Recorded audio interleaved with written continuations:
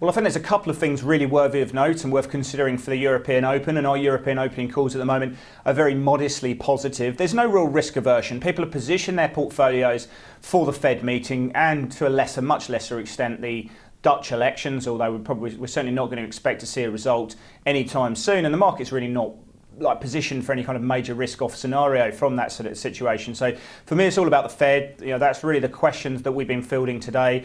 A lot of clients have asked what is the major things that we're looking out from the meeting. The two things that I think everyone should be looking out for is, number one, is the Fed funds projection, or the dot plot projection for the end of 2017, the end of this year. At the moment, the Fed have got that at 1.375%. They're pricing in 3 rate hikes. If we get that moving higher, which I suspect is a low possibility, but it is a possibility nonetheless, then the market would be saying the Fed is seeing 4 rate hikes this year, so we're going to be seeing one in March, June, September and December. And of course, in that scenario, the dollar rallies, we're going to see a sell-off in the US fixed income market, and the S&P, for all intents and purposes, may struggle to find upside in that scenario because of the potential tightening of monetary policy and the price of money. But if you see that situation coming through, I think it's very low ball probability.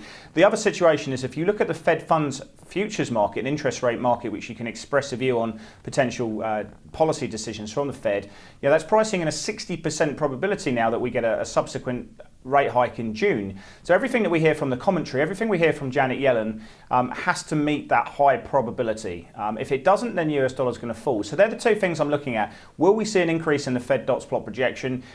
The current probability of a subsequent hike in June, will that be met? Will that current conditions be met in the commentary we're seeing? If it doesn't, that's when we're going to get the moves in asset prices, I think. But certainly what we've been seeing today, no move in the US dollar. There's been absolutely no change in the US Treasury market. That's not going to surprise anyone. As I say, everyone's positioned their portfolio. The big news today in Asia has been the move in the commodities trade. Iron ore futures are up 5.5%. There's no concern in China around the Fed rate hike whatsoever. Coking coal and steel futures are moving a little bit higher, but then you've got the oil market looking really strong today as well. If you look at the API, the private sector inventory numbers, they saw a just above 500,000 barrel drawdown. The market wasn't really expecting that, and we've seen a really nice pop in the price of WTI and Brent. The futures are up about 1.8% at the moment.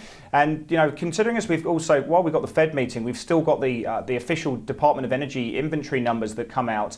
And while everyone's looking for a big build of about 3.2 million barrels, these API numbers suggest there's going to be big downside to that, or downside risk to that call. I think everyone's positioned for that. That's hence why we've seen that big move up in futures. In equity markets, well, it's not going to surprise anyone that the ASX 200, the Nikkei and the Chinese markets are all fairly flat, but we are seeing some fairly defensively positioned markets. If you look at the ASX, staples, telcos, utilities have all outperformed today, but we've seen a bit of buying coming from mining stocks, and that may well spill over into the UK Open. That's one to watch out for. So big story today, all about the Fed. Everyone's positioned themselves. No real moves in Fed-sensitive asset classes. But the big other story is, really nice move up in the oil price after what's been a very clear sell-off so far.